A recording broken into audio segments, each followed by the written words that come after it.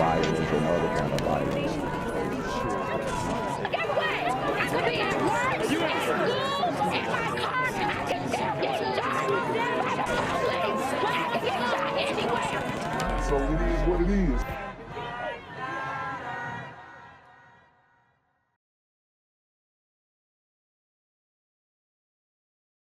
What's good, Shadow Realm? It's a Black Gen Z Mindset. Make sure you go ahead and like, comment, share, subscribe, and let's get into the video. Mechanism, it's aimed at cracking down on businesses that may be contributing to crime problems. As Rob Masson reports, if certain crimes occur on business properties, those businesses may soon be shut down. In their effort to try and tackle crime, the New Orleans City Council has now given the city's police chief broad new powers in shutting down businesses that could be contributing to the problem.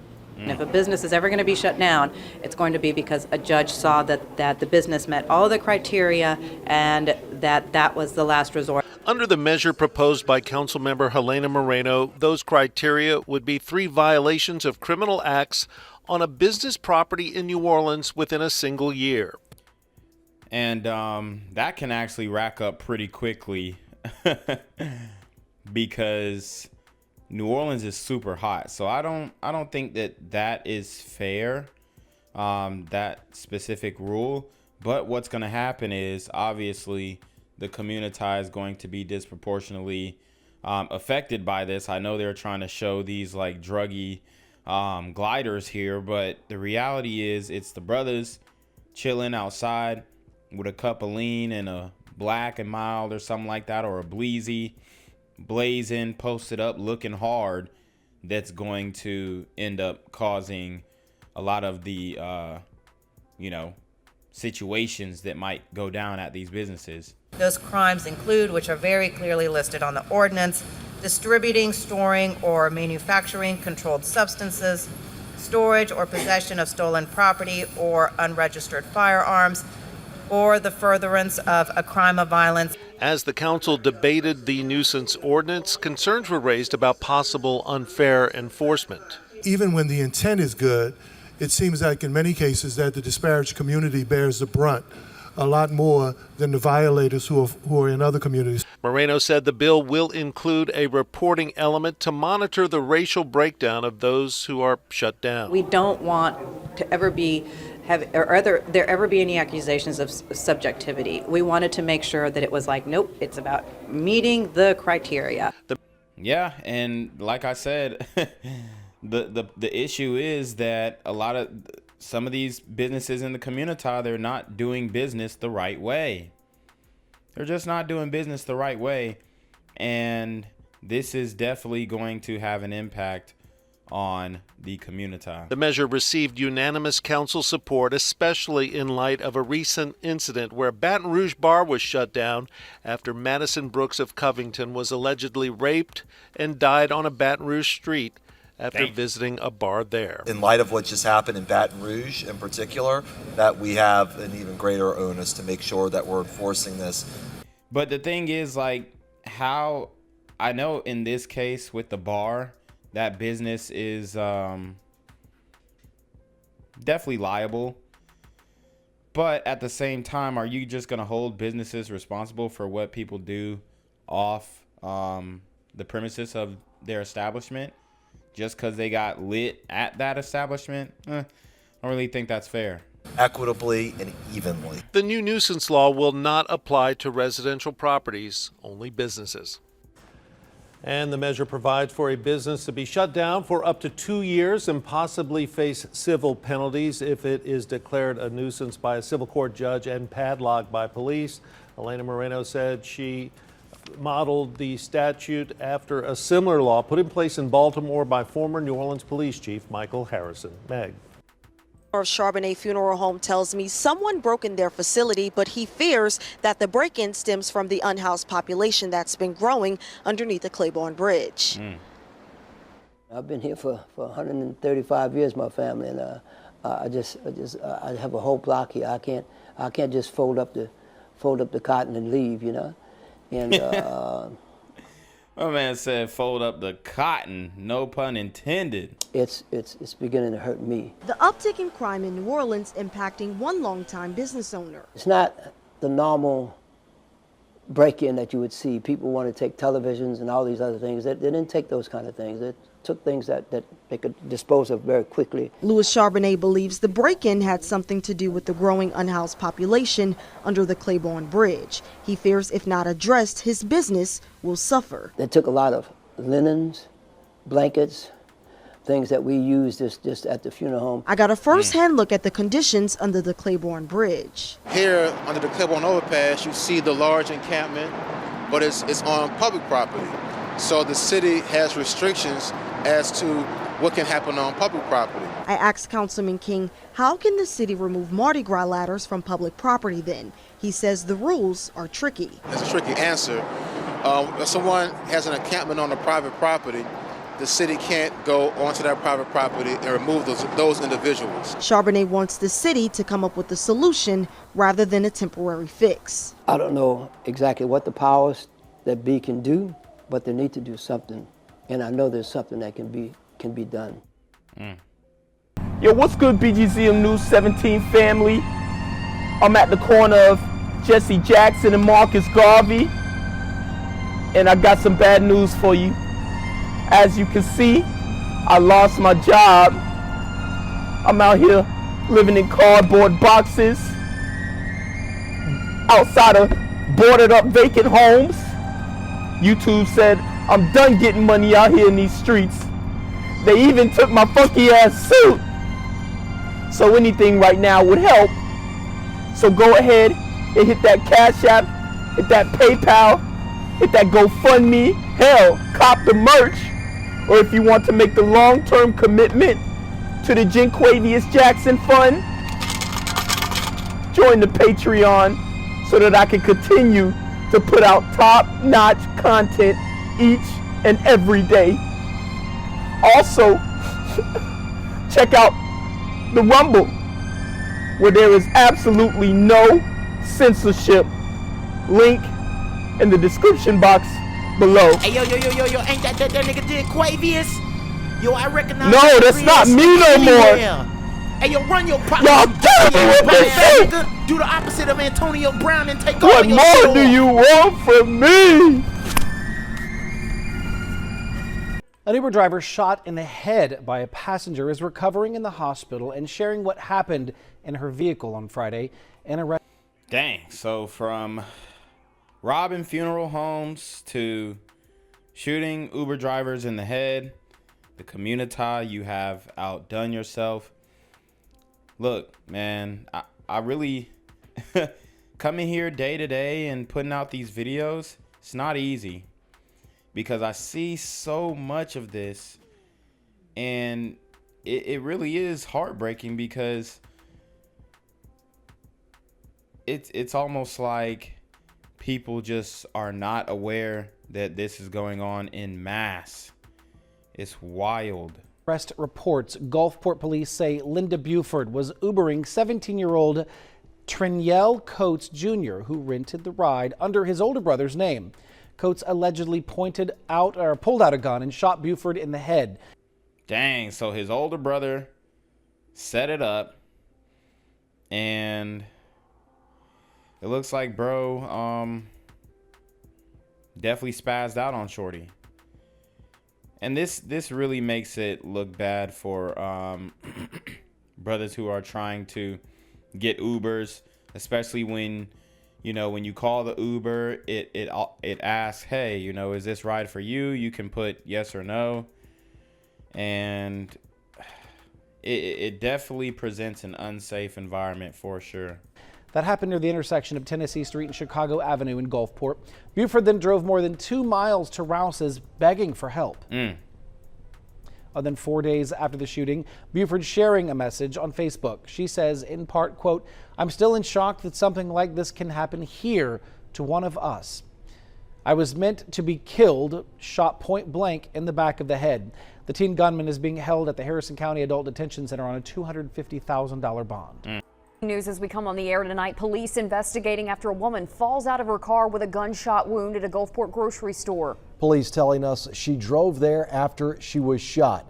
Now, we still don't know where that shot was actually fired, but the woman was found here at the Rouse's grocery store on Pass Road in Gulfport. You know where this is, right at the busy intersection with Cow and Lorraine Road. Wow. And when shoppers and employees saw the woman, they offered whatever help they could while looking on in shock. Some of the witnesses sharing their story with us tonight. Let's go out live to Stephanie Poole at the scene. Stephanie, what are we hearing? Yes, that's right, Jennifer. The Rouse's Market scene is pretty quiet right now. Earlier this evening, emergency agencies filled the parking lot to go where the victim was found hurt. We're going to go ahead and pull up that video to show you some of those images. Now, once again, Public Information Officer Sergeant Jason DeCray says Gulfport police got the call around 6:22 tonight. As of now, officers continue to search for a suspect. A description of the shooter and vehicle has not been released. Witnesses reach out and tell us that the moments of the victim was found in her car. One person says she was covered in blood on her shirt, asking and crying for help. She was laying on the ground near the entrance. Shortly, officers arrived to administer aid to her and take her off to the hospital. DeCray says they are continue working to gather those details. Let's go ahead and take a listen. About 6:22, we got a call of a shooting victim at Rouse's. When we arrived, officers learned that it occurred at a different location, and the victim just drove to Rouse's. Her current status is stable, and that's all I've got. It's still an ongoing investigation. We'll release more updated information as it becomes available. The Rouse's Market is now back open for business. Live here tonight in Gulfport, Stephanie Poole, WLOX News Now. Back to Man, Uber is very dangerous. You have to be careful when doing it. Lyft, all that kind of stuff. You can get caught up in a very, very dangerous situation, and that's sad, man. This story is just sad. I keep saying that, unfortunately, it looks like the super gremlins are out here hunting gliders, and I wish it didn't look like that, but that's what I mean, for no reason. It reminds me of that other one. The other story from Chicago, I believe, where a very similar thing happened, but they actually deleted that woman. So it's all bad, man. But y'all got to be safe, especially driving Ubers. These super gremlins are on demon time. you in the studio. Thanks, Stephanie. Again, this is a developing story, and we're expecting to learn more. Stay with us for updates. She's lucky to be alive. An Uber driver shot in the head just 13 days ago.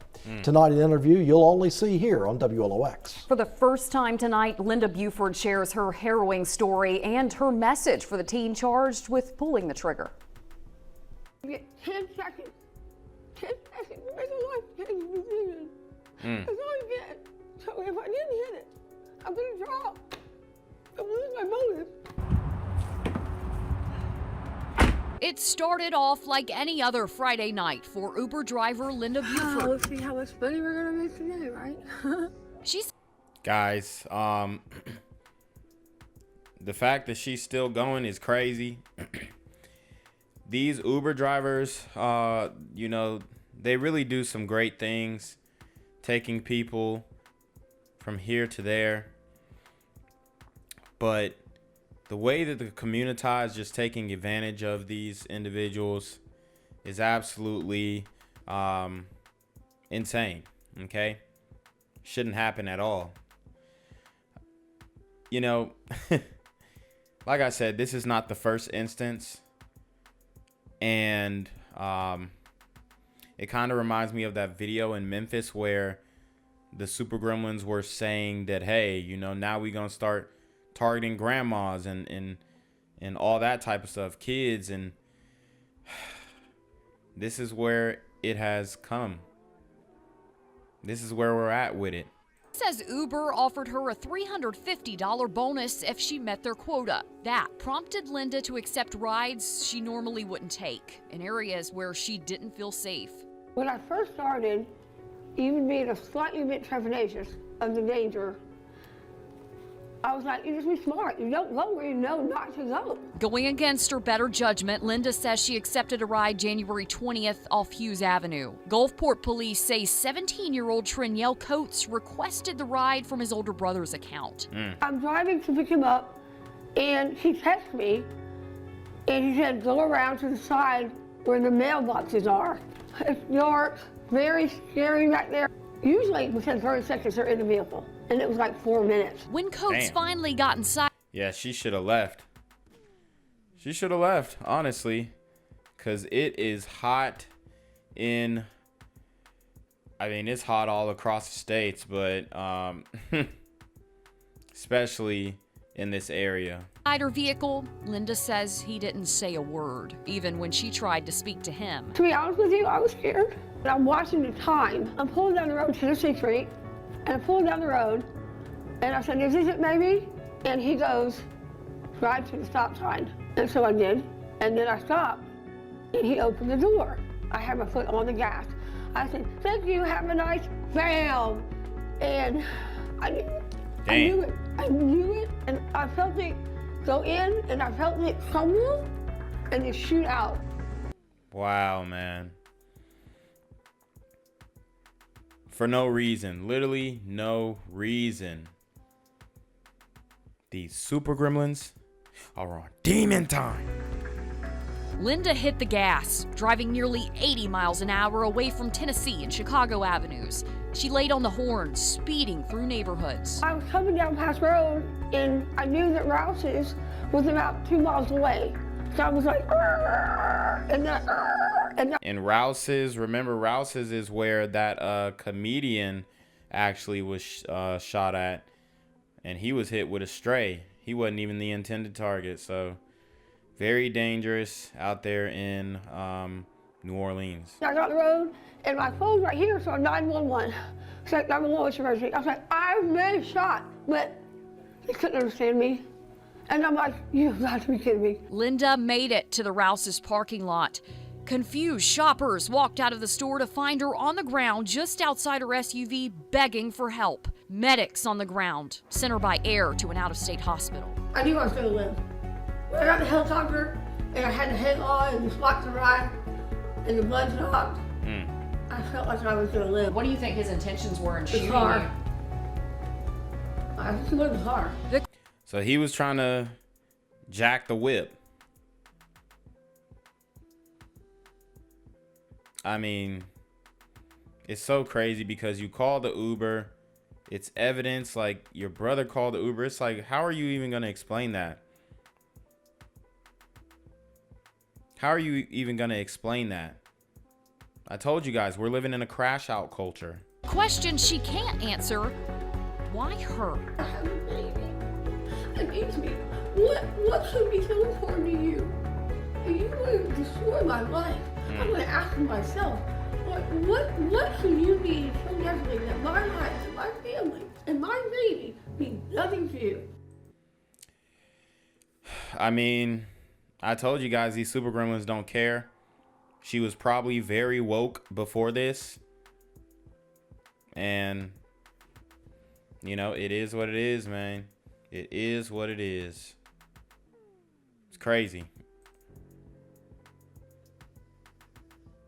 Now, before the shooting, Linda was a well-known on the coast for operating several fitness businesses. She even won Wheel of Fortune in 2007. She was only doing delivery and driving work to supplement her income. And even though she's severed ties, Linda still wants to help Uber and other rideshare companies protect their drivers.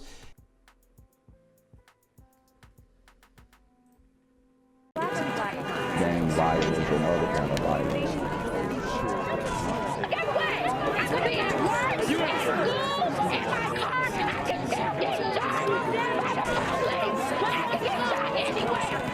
So it is what it is.